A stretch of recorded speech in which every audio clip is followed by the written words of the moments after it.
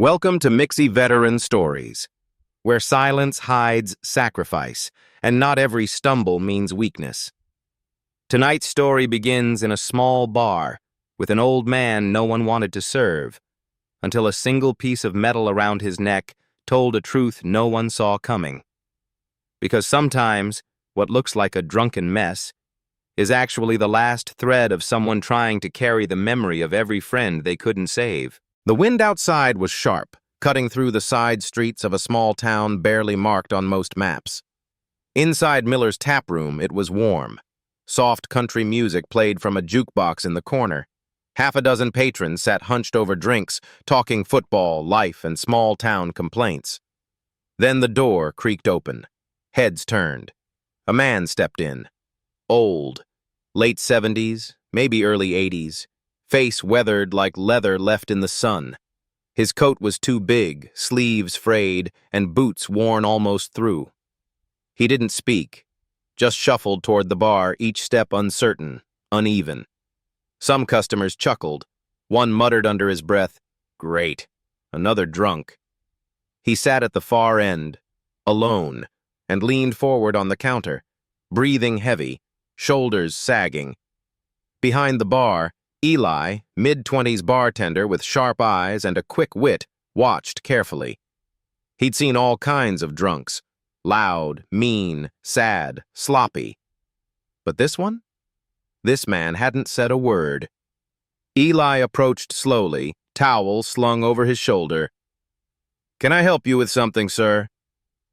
The man didn't respond right away, just reached into his coat with a trembling hand, pulled out a worn wallet, and dropped it on the counter. No ID, no money, just silence. Eli almost stepped back. But then he noticed something. A flash of metal. Around the man's neck, peeking from beneath a faded flannel shirt, hung a pair of dog tags, the kind you only earn. One tag had a name. The other was scratched from years of wear. Eli's voice softened. "Were you in the army, sir?" The man's head lifted slowly. His eyes were red, not from alcohol, but something older, something heavier. He cleared his throat. "Long time ago." The room fell quieter, no longer just an old man, no longer just a stumble and a sigh. Now, a mystery, a question, a story, waiting to be told.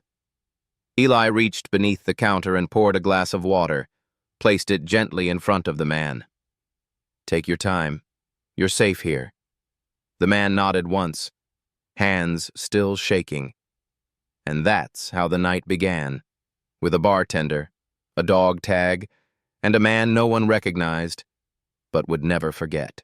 Eli didn't ask another question right away. He'd learned the hard way. Some people need silence before they give you truth. The old man sipped from the glass slowly. The ice clinked once, then nothing, for a long moment.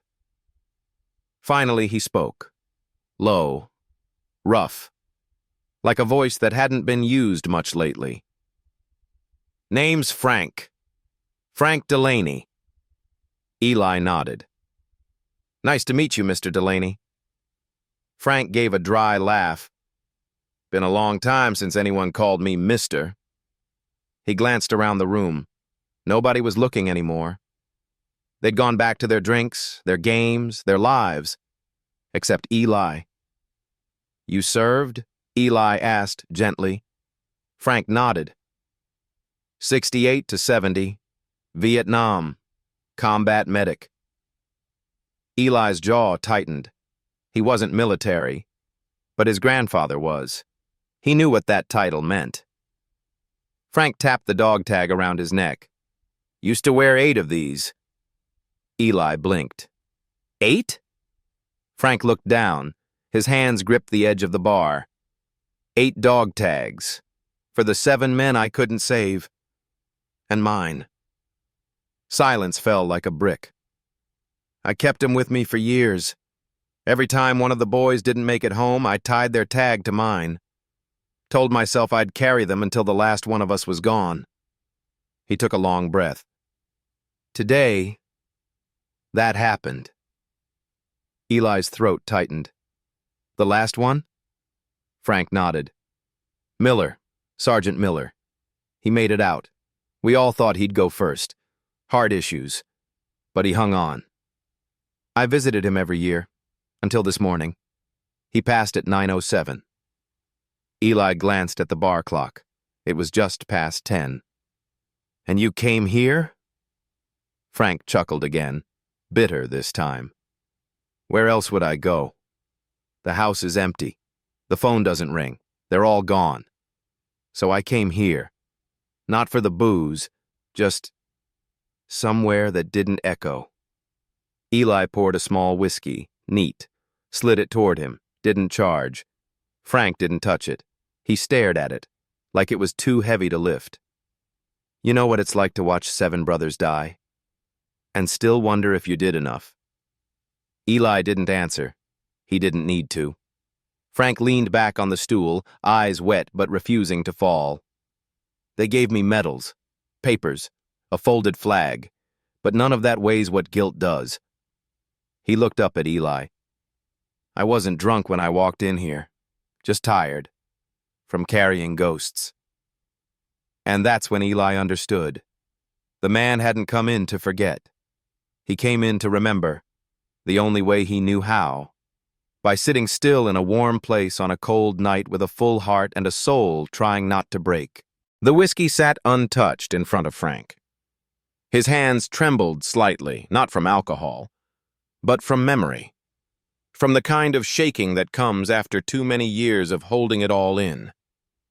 Eli stood behind the bar, doing the only thing that made sense now. He listened.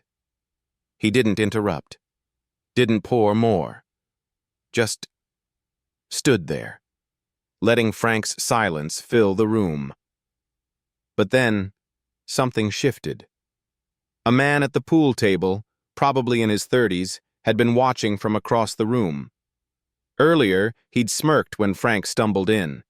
Now, he wasn't smiling. He stepped closer to the bar, holding a beer, stopped 2 stools away. Vietnam, you said? Frank looked over, eyes tired but sharp. Yeah. The man nodded slowly, then raised his bottle slightly in salute. My dad served. Never talked about it, not once. But he carried a photo in his wallet till the day he died. 8 men in a jungle. One of them was a medic. Frank blinked. Your dad's name? Tony Velasquez. Frank's face softened. His breath caught. Velasquez. He was the radio man. Took a round to the thigh. We thought we'd lost him that night. The man, Tony's son, stared. You're the one who dragged him out? Frank nodded once. Simple. Quiet. The man stepped forward. His voice cracked. He said someone carried him 3 miles through the mud, under fire. He never said who. Frank gave a faint smile. Wasn't just me. I was just the hands. The others covered us. The man set down his beer, held out his hand. He never forgot you. Frank shook it, firmly, then dropped his gaze, overcome. At the far end of the bar, a woman in her 40s stood up. She walked over, tears in her eyes. My uncle served too. You remind me of him. A younger couple came next, then an older man in a Korean war cap who hadn't spoken all night. Within minutes, the bar that had once laughed at a drunk old man was now standing in reverent silence, surrounding him, thanking him, seeing him. Eli stepped out from behind the bar. He placed a napkin down in front of Frank and set the dog tag gently atop it, the one Frank had let slip from around his neck earlier. You're not invisible in here, Eli said. Not anymore. Frank stared at the tag, then at the room. His voice, when it came, was barely above a whisper. I thought I was the last one left. Eli shook his head. Not tonight. Someone raised their glass. Another followed. No one said cheers, No one toasted war. They just raised their glasses, in quiet, united respect. Frank picked up the whiskey. His hand steadied. He didn't drink. He just held it. For them. For the ones who couldn't anymore. And in that small-town bar, on a night no one expected to remember, they honored a man who never asked to be seen, but finally was. Frank left the bar quietly that night. No big goodbye, no speeches, just a small nod, and a room full of people who suddenly understood how much one man could carry. But something lingered after he walked out, something that didn't settle back into silence. The next morning, Eli came in early, earlier than he ever had. He didn't turn on the lights, didn't power up the jukebox. He just stood behind the bar, looking at the empty stool where Frank had sat and at the napkin still resting there, with the dog tag he'd nearly forgotten to take back. Eli picked it up, ran his thumb over the worn metal. The name was faded, the edges smooth from years of wear. And right then, he knew what needed to happen. 2 days later, the regulars noticed something new. Above the bar, just to the left of the bourbon shelf, Eli had mounted a wooden frame. Inside it, carefully arranged, a replica of Frank's dog tag, a folded American flag, and a single line burned into the wood grain. He wasn't drunk. He was remembering. Next to the frame, a note read, "If you have a name, a story, or a tag, this wall is yours too." And that was how it began. Week by week, dog tags started appearing. Taped notes, photos folded into quarters, old medals, a handwritten letter from a daughter to her father in Vietnam. Some people brought in nothing more than names. Eli wrote them down, framed each one. One night, the same guy who'd first called Frank just another drunk came in with his head low. He carried a shoebox. Inside, his grandfather's bronze star, and a photo of a man holding a child who looked just like him. He handed it to Eli. "Put him up there, will you?" I think I was too late to say it to his face. Eli nodded. "We'll say it here then." And as the wall grew, so did the conversations. People didn't just drink at Miller's Taproom anymore. They remembered. They listened. They asked. And Eli made sure every new hire behind that bar knew one thing.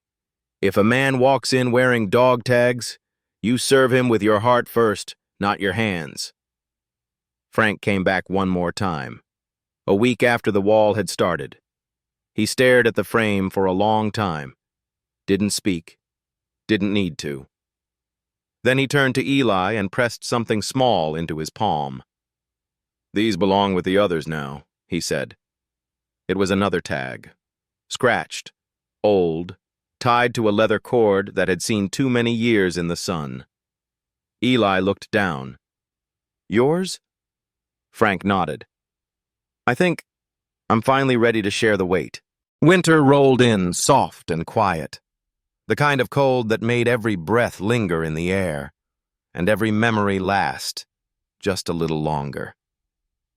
Frank still came by the bar now and then, not often, but when he did, his steps were steadier, his shoulders not quite as heavy. He no longer sat alone. Sometimes he'd speak to younger veterans who came through the door, their own stories barely beginning. Other times he'd just sit beside Eli at closing time, watching the shadows dance across the wall of names behind the bar. One night, Eli found him staring at the frame, eyes glazed with thought. "What are you thinking about?" Frank smiled faintly. "I used to think I was the last one left, the last heartbeat in a long, silent room, but now—" He gestured at the wall. "Turns out I wasn't alone. Just waiting to find the others again." He paused, then said something Eli would never forget. "Sometimes the hardest part of surviving is wondering what to do with the silence they left behind." Eli didn't speak. He just stood there, heart still, letting those words hang in the quiet. A few months later, Frank didn't come in. Not that week. Not the one after. Then the call came. Peaceful. In his sleep. No pain. Just gone. Like a whisper slipping from a room. When Eli opened the bar that evening, he placed one last tag in the center of the wall. It read, Frank Delaney, combat medic, Vietnam, 1968 to 1970. He carried more than we'll ever know. And under it, a quote carved into the wood below the frame. He wasn't drunk. He was carrying a war no one else could see. Every Veterans Day, Eli dims the lights, turns off the jukebox, and pours one glass, just one, for the stool at the far end of the bar, the one where a man once sat quietly, wearing ghosts around his neck, and finally let someone help him put them down.